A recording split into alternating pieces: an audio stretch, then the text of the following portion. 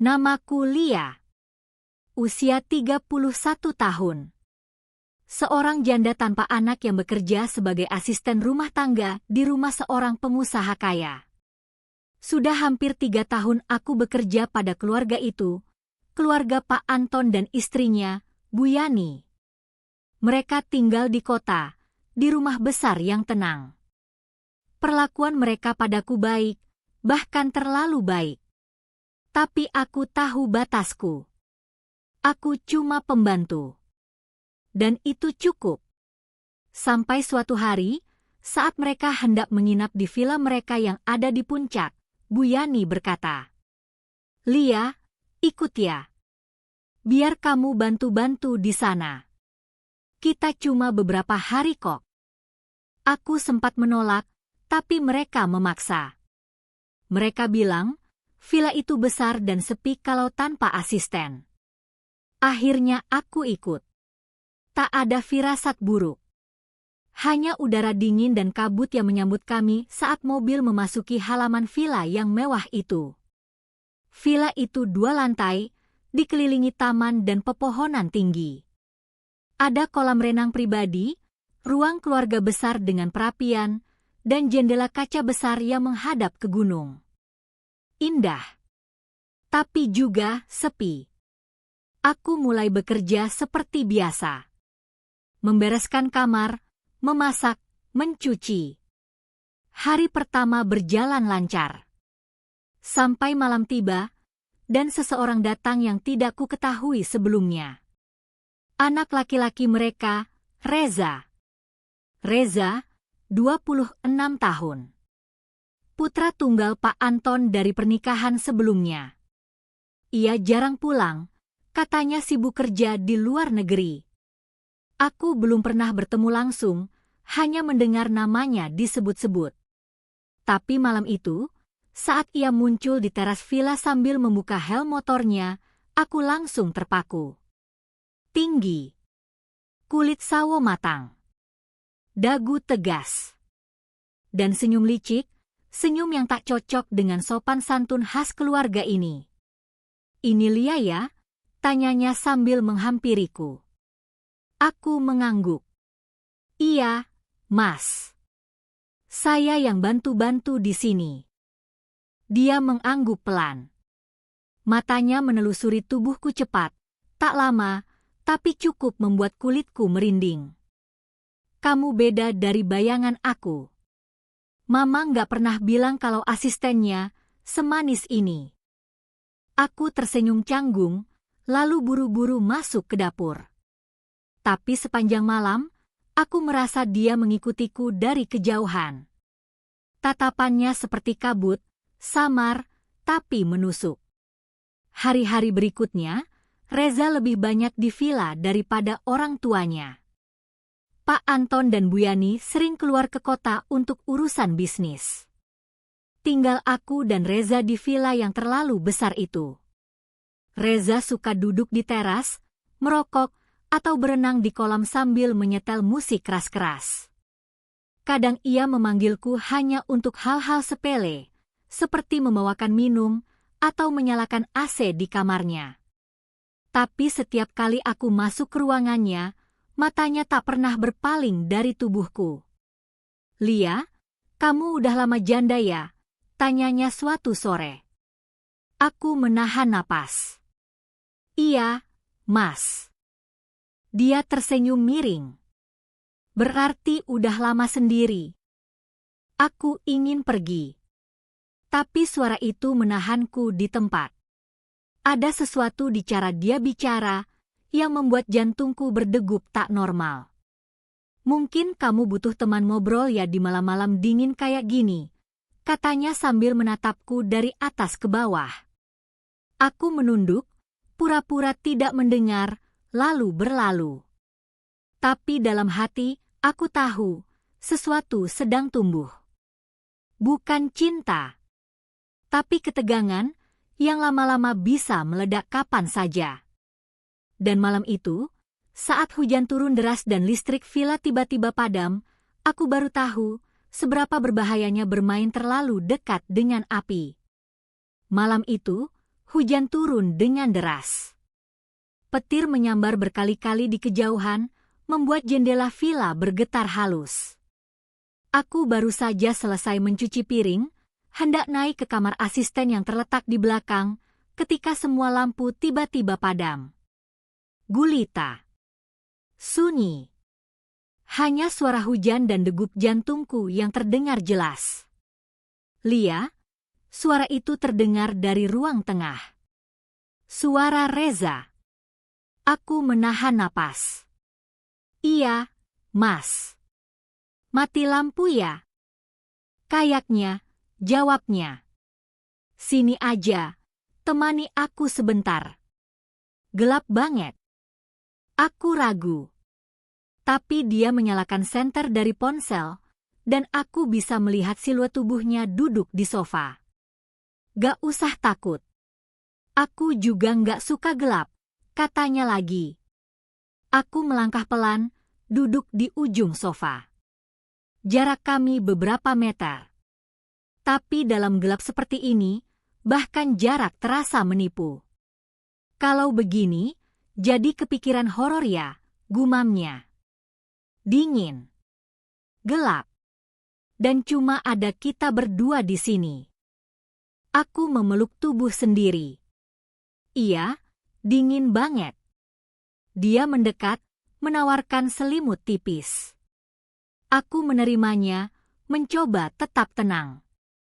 Tapi saat tangannya menyentuh ujung selimut, jari-jarinya menyentuh tanganku juga.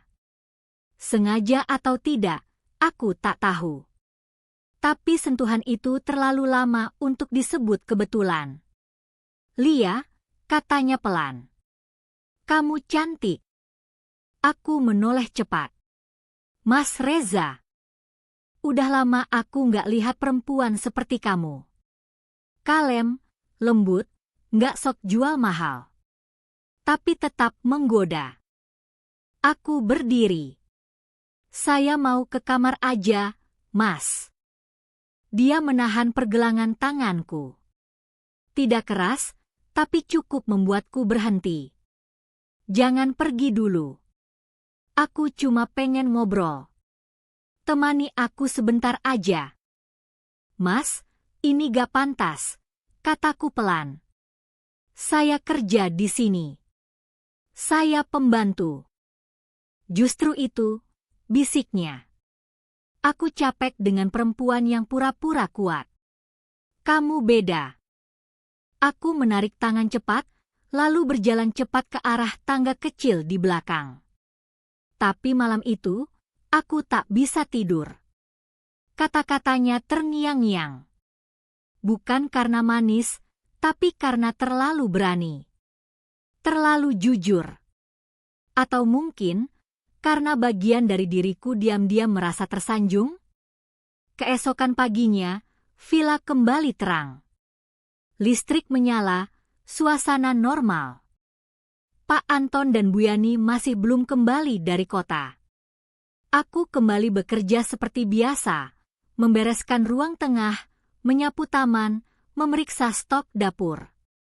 Reza muncul siang hari, mengenakan kaos oblong dan celana santai. Senyum di wajahnya tetap seperti malam sebelumnya, tidak meminta maaf, tidak menyesal. Justru, lebih percaya diri. Pagi, Lia, sapanya. Maaf ya, semalam aku terlalu blak-blakan. Aku mengangguk pelan. Iya, Mas. Saya ngerti. Boleh tanya sesuatu? Aku tak menjawab. Kamu pernah merasa kesepian, Lia? Pertanyaan itu menggantung di udara. Aku ingin menjawab tidak, tapi itu bohong. Sudah lama aku tidur sendirian, bangun sendirian, bekerja sendirian, dan menangis pun sendirian. Dia mendekat. Kamu nggak harus jawab sekarang. Tapi kamu bisa mikirkan itu malam ini. Dan dia berlalu begitu saja.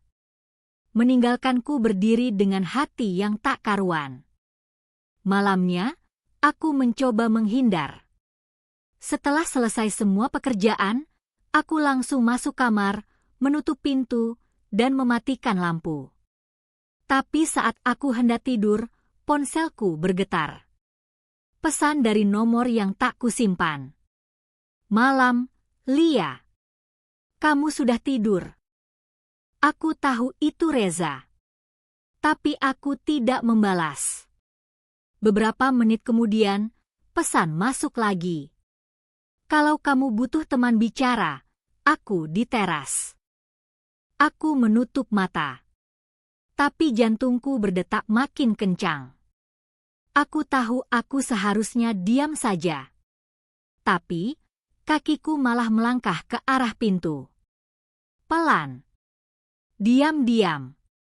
Dan malam itu, untuk pertama kalinya aku duduk di samping Reza, tanpa saksi, tanpa cahaya berlebih, dan tanpa lagi bisa membedakan mana yang pantas, mana yang hanya dibenarkan oleh kesepian. Malam itu terasa lebih sunyi daripada biasanya. Hujan yang turun sejak sore berhenti, menyisakan udara dingin yang menusuk kulit. Lampu-lampu villa redup, hanya teras depan yang menyala temaram. Aku berdiri di ambang pintu, menatap Reza yang duduk santai di kursi rotan, ponselnya tergeletak di atas meja, asap rokok mengepul tipis. Aku kira kamu nggak akan datang, katanya pelan saat melihatku. Aku menunduk. Aku cuma ambil udara segar. Dia tersenyum samar. Ya sudah, duduklah. Nggak usah takut. Kita cuma ngobrol. Aku duduk di kursi seberang. Udara dingin membuatku menggigil. Reza menyodorkan jaket tipisnya. Pakai ini, nanti masuk angin. Aku menolaknya pelan. Nggak apa-apa, Mas. Saya tahan. Kami diam beberapa saat. Hanya suara serangga malam dan detak jantungku yang terasa semakin kencang. Lia, katanya akhirnya. Kamu tahu nggak, dari semua perempuan yang pernah datang ke rumah ini, cuma kamu yang bikin aku pengen pulang. Aku mengerutkan kening. Kenapa bicara begitu, Mas? Saya cuma pembantu. Dia menatapku dalam. Jangan panggil dirimu cuma pembantu. Kamu perempuan. Dan kamu berhak dicintai. Aku menarik napas panjang. Kata-kata itu menusuk lebih dalam daripada seharusnya. Mas, kita ini dalam situasi yang salah, bisikku. Saya bekerja untuk orang tua Mas. Saya sahabat Bu Yani. Ini nggak boleh. Dia tersenyum pahit. Aku nggak minta apa-apa malam ini. Aku cuma pengen jujur. Aku capek pura-pura jadi anak baik di depan Mama. Aku capek hidup dengan standar orang lain. Kamu bikin aku ngerasa hidup lagi. Aku menggigit bibirku. Jangan bilang begitu. Dia mengangkat tangannya. Oke. Aku berhenti bicara. Tapi kamu nggak bisa bohong. Kamu juga kesepian kan? Aku memejamkan mata. Hening. Kalau memang kamu mau aku berhenti, bilang sekarang juga, katanya pelan. Aku nggak akan ganggu kamu lagi. Aku membuka mata, menatapnya. Mas Reza, saya bingung. Saya memang kesepian. Tapi itu bukan alasan untuk jatuh ke tempat yang salah. Dia tersenyum kecil. Aku paham. Tapi kadang orang jatuh bukan karena mau, tapi karena nggak punya pegangan lagi. Aku berdiri. Mas, saya mau tidur. Kita bicara besok saja. Dia mengangguk. Silakan. Tapi ingat, Lia. Kamu berhak bahagia. Bukan cuma jadi bayangan orang lain. Aku berjalan kembali ke kamar, menutup pintu. Tapi malam itu aku tak bisa tidur. Kata-katanya terus berputar di kepalaku. Bukan rayuan kosong, tapi suara yang menyentuh sesuatu yang selama ini kukubur dalam-dalam, rasa lapar akan kasih sayang. Esok paginya aku bangun lebih awal. Udara pagi puncak dingin dan segar. Aku membuat sarapan untuk semua orang. Reza belum turun. Pak Anton dan Bu Yani masih di kota. Villa ini terasa seperti rumah asing yang menahan napas. Selesai menyiapkan sarapan, aku naik ke kamarku. Di depan pintu, ada secari kertas. Tulisan tangan Reza. Aku minta maaf kalau ucapanku bikin kamu nggak nyaman.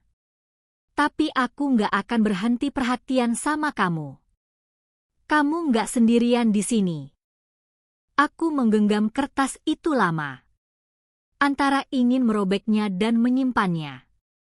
Siang harinya, saat aku sedang menyapu teras, Reza muncul. Tidak ada senyum licik kali ini. Wajahnya serius. Aku mau pergi sebentar ke kota.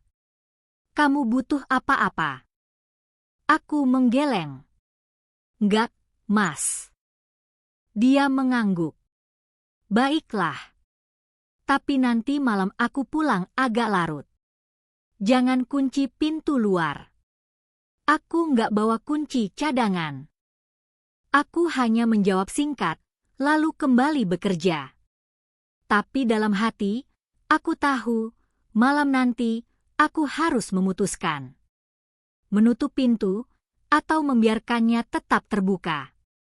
Dan entah kenapa, keputusan itu terasa lebih berat daripada yang kubayangkan. Malam itu villa terasa lebih sunyi daripada biasanya. Hujan yang turun sore tadi sudah reda, meninggalkan kabut tipis yang menyelimuti taman. Lampu ruang tengah menyala temaram. Jam dinding menunjukkan pukul 11 malam.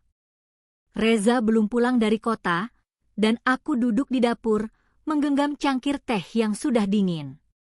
Sejak siang aku terus memikirkan kertas yang ia selipkan di depan pintu kamarku. Kata-katanya masih menempel di dada. Kamu nggak sendirian di sini. Sederhana, tapi menamparku. Selama ini aku memang merasa sendirian. Tapi apakah tepat jika rasa kesepian itu kucari obatnya pada anak majikanku sendiri? Aku berdiri, berjalan ke ruang tengah. Aku sudah memutuskan, malam ini pintu akan tetap terkunci. Aku tidak mau ada lagi kesempatan untuk terjebak dalam situasi yang salah. Aku mengunci pintu luar, memeriksa jendela satu persatu, lalu naik ke kamarku. Aku berbaring, menarik selimut, mencoba tidur. Pukul 12:30 dini hari, suara motor terdengar dari halaman. Aku membeku. Itu pasti Reza. Beberapa detik kemudian, suara pintu pagar digedor pelan. Lia, suaranya pelan tapi jelas dari luar. Lia, bukain pintunya. Aku menutup mata. Tidak menjawab. Lia, aku nggak bawa kunci cadangan. Tolong. Aku turun pelan-pelan, berhenti di ujung tangga. Reza berdiri di luar pintu kaca, wajahnya setengah gelap. Matanya memohon. Aku membuka sedikit jendela kecil. Mas, saya sudah kunci semua. Tadi Mas nggak bilang mau pulang larut. Aku lupa. Tolong bukain. Aku kedinginan. Aku ragu beberapa detik. Lalu membukanya. Reza masuk, membuang jaket basahnya di sofa. Nafasnya berembun, wajahnya letih. Dia menatapku sebentar. Maaf. Aku bikin kamu nggak tenang ya? Aku diam. Aku cuma pengen pulang dan lihat kamu baik-baik aja, katanya pelan. Aku menarik napas panjang. Mas Reza, kita harus bicara besok pagi. Saya nggak nyaman begini. Dia mengangguk pelan. Oke. Aku janji besok kita bicara. Aku hendak kembali ke kamar, tapi suaranya menahan langkahku. Lia, suaranya bergetar. Aku nggak tahu kenapa aku jadi begini. Aku cuma tahu setiap kali aku di villa ini, aku nggak bisa berhenti mikirin kamu. Tapi aku juga tahu ini salah. Aku memalingkan wajah. Mas, kita berdua tahu ini salah. Kita berhenti sampai di sini. Dia tertawa hambar. Berhenti itu mudah diucapkan, Lia. Tapi susah dilakukan kalau tiap hari kita berdua di tempat yang sama. Aku menatapnya tajam. Mas, saya cuma pembantu. Saya datang ke sini untuk kerja, bukan untuk dihancurkan perasaannya. Dia terdiam. Matanya turun ke lantai. Aku nggak mau menghancurkan kamu. Aku juga nggak mau menghancurkan diriku. Tapi aku juga nggak mau pura-pura nggak ada apa-apa. Aku menahan air mata. Besok pagi saya akan bicara sama Bu Yani. Saya minta izin untuk pindah lebih cepat. Dia mendongak. Jangan. Jangan pergi. Aku nggak sanggup kalau kamu pergi. Aku menggigit bibirku. Justru karena itu saya harus pergi. Aku berbalik menuju tangga, tapi sebelum aku sempat naik, dia berkata pelan. Kalau kamu pergi, Lia, setidaknya bilang padaku kamu nggak pernah merasa apa-apa. Aku berhenti. Tanganku gemetar di pegangan tangga. Aku tidak menjawab. Aku naik ke kamar, menutup pintu, dan menangis pelan. Malam itu aku tahu, besok pagi segalanya akan berubah. Aku akan bicara dengan Bu Yani. Aku akan tinggalkan villa ini. Karena kalau tidak, aku dan Reza akan sama-sama jatuh ke jurang yang tak ada dasarnya. Di luar kamar, Reza duduk di sofa, wajahnya tertutup kedua tangan. Musik dari ponselnya mati. Asap rokoknya mati. Hanya napasnya yang tersisa, berat dan panjang. Dan di atas sana, aku menangis sambil berdoa agar pagi datang lebih cepat, agar keberanian yang kurencanakan tidak hilang begitu saja. Pagi itu udara terasa lebih berat dari biasanya. Kabut belum hilang sepenuhnya, dan embun masih menggantung di kaca jendela dapur. Aku bangun lebih pagi dari biasanya, menyiapkan teh hangat dan sarapan seadanya untuk keluarga yang belum kembali. Tapi dalam hati aku sudah mantap, hari ini aku akan bicara dengan Bu Yani. Aku akan meminta izin untuk kembali lebih awal ke kota. Atau kalau perlu, berhenti. Aku tidak bisa terus seperti ini. Setiap hari tinggal di villa ini terasa seperti berjalan di atas benang tipis. Satu langkah salah, dan semuanya jatuh. Reza belum bangun. Atau mungkin belum keluar kamar. Setelah kejadian semalam, aku tak tahu apakah dia akan pura-pura biasa, atau justru semakin mendekat.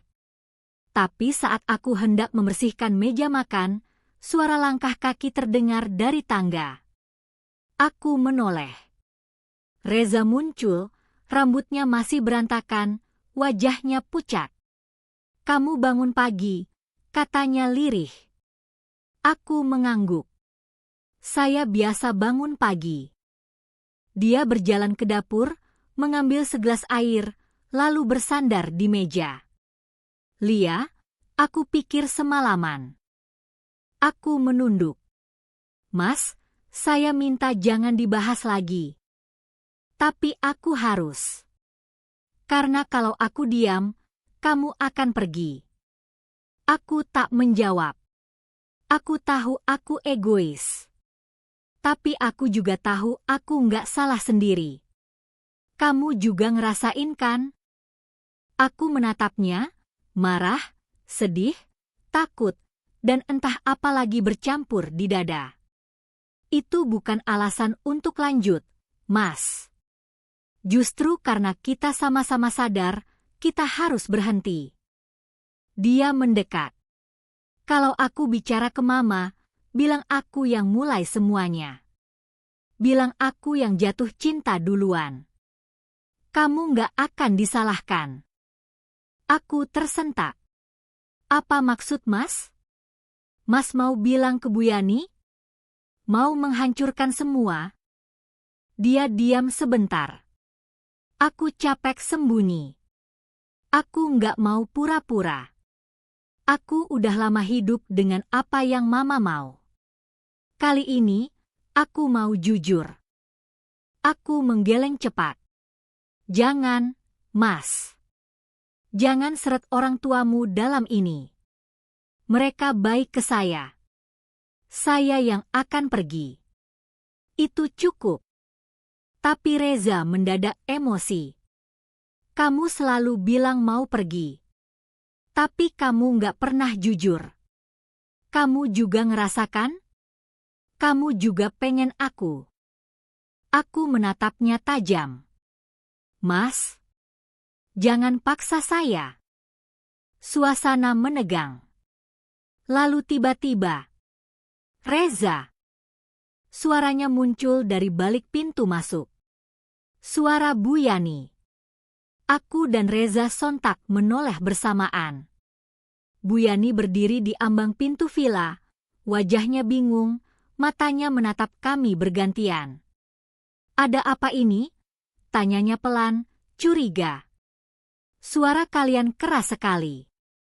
Aku cepat-cepat mundur. Maaf, Bu. Saya tadi lagi mau bicara soal kepulangan. Saya mau pamit lebih cepat. Bu Yani menatapku dalam. Kamu mau pulang? Kenapa? Aku menunduk. Ada urusan mendadak. Reza hendak bicara, tapi aku memotong. Sudah saya pikirkan matang-matang. Saya akan kembali ke kota siang ini. Saya nggak mau merepotkan keluarga ibu. Bu Yani terlihat cemas. Lia, kamu selama ini baik. Kalau ada yang bikin kamu nggak nyaman, bilang saja. Aku tersenyum pahit. Justru karena ibu terlalu baik, saya nggak ingin mengecewakan. Lebih baik saya pamit dengan cara baik. Reza menatapku, seolah ingin menghentikanku. Tapi aku tak peduli lagi. Jika aku tidak pergi hari ini, aku tahu semua akan terbongkar. Siang itu aku berkemas. Dengan hati yang berat dan langkah yang pelan. Reza tidak keluar kamar. Entah sedang berpikir atau menahan diri untuk tidak membuat semuanya lebih buruk. Saat aku siap berangkat, Bu Yani mengantarku sampai depan villa. Kalau kamu butuh pekerjaan lagi, hubungi saya ya, katanya lembut. Rumah ini akan sepi tanpa kamu. Aku menahan tangis. Terima kasih, Bu. Dan aku melangkah turun dari tangga villa itu, bukan sekadar meninggalkan bangunan mewah itu, tapi juga seluruh kekacauan yang hampir menghancurkan diriku. Tapi cerita ini belum selesai. Karena beberapa hari setelah aku kembali ke kota, sebuah pesan muncul di ponselku. Dari nomor tak dikenal. Aku gak bisa diam. Aku akan cari kamu. Dan kali ini, aku tak tahu apakah aku masih sanggup menolaknya. Aku tidak langsung membalas pesan Reza. Hatiku ingin, tapi tanganku menolak. Aku tahu jika aku menjawab, semuanya akan kembali. Dan aku belum cukup kuat untuk menghadapinya lagi. 3 hari kemudian, ponselku kembali bergetar. Aku di dekat rumah. Boleh kita bicara terakhir kali? Aku membaca pesan itu berkali-kali. Tubuhku dingin. Aku sudah kembali bekerja di rumah baru, di kota. Hidupku mulai tenang. Tapi nama itu, Reza, kembali mengacak-acak semuanya. Aku tidak membalas. Tapi sore itu, saat pulang dari pasar, aku melihat motor besar terparkir di seberang jalan. Dan dia ada di sana. Berdiri. Menatapku. Aku mendekat perlahan. Mas Reza, jangan datang ke sini lagi. Dia menunduk. Aku janji, ini yang terakhir. Aku cuma mau bilang, maaf. Dan terima kasih. Aku terdiam. Wajahnya tidak searogan dulu. Kali ini, dia tampak patah. Aku pikir aku tahu semua soal hidup. Tapi kamu ajarkan sesuatu. Bahwa tidak semua yang kita inginkan pantas kita miliki. Aku menunduk. Aku pun belajar. Bahwa kadang yang kita tolak bukan karena kita benci, tapi karena kita terlalu mencintai harga diri kita. Dia tersenyum pahit. Kamu nggak akan mau lihat aku lagi, ya? Aku tidak menjawab. Reza mengangguk pelan. Baik. Aku akan pergi. Tapi, kalau suatu hari kamu ingat aku sebagai laki-laki yang pernah bodoh karena terlalu jujur. Aku menahan napas. Dan aku akan ingat kamu sebagai lelaki yang nyaris membuatku hilang arah, tapi juga lelaki yang akhirnya memilih mundur. Dia berbalik, berjalan ke motornya. Tapi sebelum pergi, dia berkata, Lia, aku jatuh cinta padamu. Tapi cinta itu juga yang memaksaku pergi. Dan dia pun melaju. Meninggalkan debu, suara mesin, dan kenangan yang tak akan mudah hilang. Bertahun-tahun setelahnya, aku menikah dengan pria lain. Pria baik. Sederhana. Dan paling penting, dia tak membuatku merasa bersalah karena mencintai. Kami tinggal di rumah kecil di pinggiran kota. Dan kadang, saat aku duduk di teras melihat senja, aku teringat villa itu. Teringat malam-malam dingin dan sorot mata Reza. Tapi semua itu tak lagi menyakitkan. Hanya seperti mimpi buruk yang akhirnya reda. Dan dalam hati kecilku, aku tahu, andai waktu itu aku menyerah, mungkin aku takkan pernah sampai di sini. Di hidup yang baru. Di cinta yang tidak menyakitkan. Karena ada kalanya, melepaskan bukan karena tak cinta. Tapi karena cinta itu sendiri terlalu suci untuk dinodai dengan hal-hal yang salah. Tamat.